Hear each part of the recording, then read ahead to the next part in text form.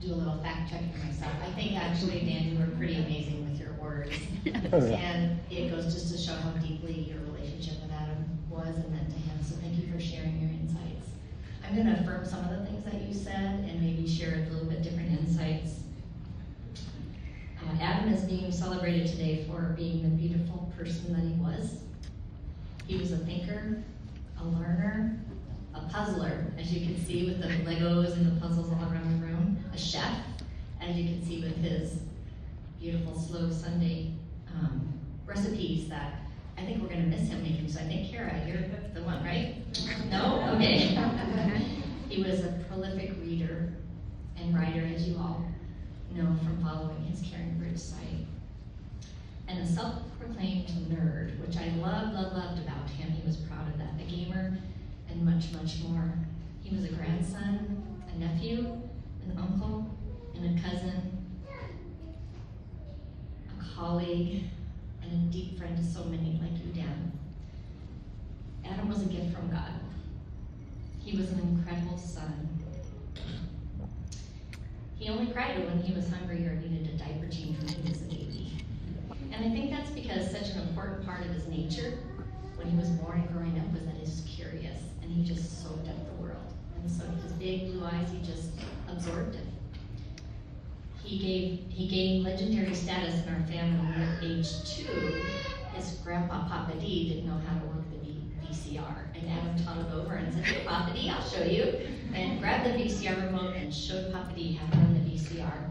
So it's really not a surprise that his expertise in technology began as such a toddler and developed into a career that ended up with an amazing organization that provides supports and services for higher education systems and their students to be successful. Adam's love of learning continued as he grew up. I remember he learned to read chapter books when he was 6 years old. He was in his bedroom and he wasn't really confident, and we were reading Tales of a Fourth Grade Nothing, and he started reading it, and I'm like, "Ooh, Adam, you're doing it." And so I was like, kind of took the training wheels off. He's reading his first novel. So I put him up in the top bunk of his bunk bed and grabbed a light, turned it on, and then ran out of the room. And that was his journey into being so literate. As I shared, he was a prolific writer, as you know, and we should have recognized that because it started early on. One morning at breakfast when Adam was about 6, first grade, he asked his dad and me, "How do you spell a certain word?" And we're like, "Okay, you spelled it from, why do you need to know that?" And he had a little piece of paper in his pocket. He just wrote down the word, put it in his pocket, and said, "Because when we go to first grade this morning, I have to write in my journal, I have to write a sentence, and I want to make sure I get the word spelled right." He was a perfectionist, and Adam did get it right, and he got so much right. In 5th grade, he won the Jacobson Elementary Geography Bee, and he went on to compete against other city schools in Las Vegas. There's another legendary story that you can ask my sister. When Adam was in 3rd grade, he gently reminded her and taught her that Africa is indeed a continent, not a country. Adam continued his success in school, winning the Quiz Bowl in Ames High as part of that team. He played the cello, as you saw. He and Joe were instrumentalists. He was a journalist, a thespian. He ran track and played football. So it's not really surprising that Adam changed so many different majors in college, because I think he was just so curious about so many things and his avid love of learning. He was a son.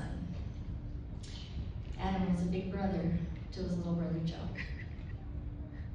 And as brothers, there was sibling rivalry, of course. You'll see if you go onto my YouTube channel, there's a video of Adam and Joe as little toddler. They were 20 months apart. And Adam was a toddler. Joe was sitting up probably about 7 or 8 months old, and Adam, boop, knocked Joe over. All right, onto the floor. And so it started in the beginning.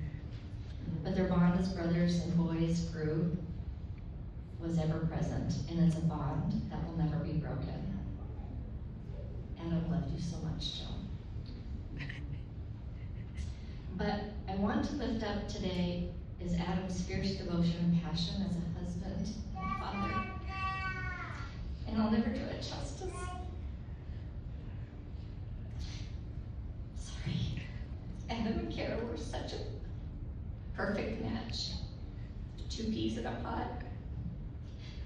Both so smart. Both avid readers and both gifted writers. So Junie and Roger, you don't stand a chance. And Kara matched Adam. I appreciate that you talked about Adam's wittiness. Oh my gosh, yes. Kara matched Adam with his hilarious sense of humor and wittiness. And we would be at the table at dinner or breakfast, and I would just watch them banter back and forth. And nobody could make Adam laugh like Kara. They got each other's humor so much. His love for her was so quiet yet so obvious. Monday is going to be their 13th wedding anniversary, June 30th. And Kara, our hearts and love and prayers are with you on Monday. Adam was an amazing husband. Equal to all that and more, Adam was an incredible father. Adam's love and devotion to his children, Junie and Roger, can't be captured in just a few short words. From the moment Junie was born 8 years ago, I think this is the role we are most proud of for Adam, but we're not surprised by it. His whole world was Kara, Junie, and Roger. Providing love, safety, structure, and fun, and it's heartbreaking. But Adam lives on with Kara and inside little Junie and Roger as his beautiful legacy. Adam was a devoted husband and father, and so I'd like to close with a quote from Jameson Odyssey. Grief needs space to remember, not just to mourn. The most healing question isn't how they died, it's how they lived. Because they don't live on in the ending, they live on in the telling. So please keep Adam's memory alive. Please keep telling his stories. Please keep saying his name. And I'd like you all to raise a toast to Adam. Yep. Here's to Adam. Adam. Thank you.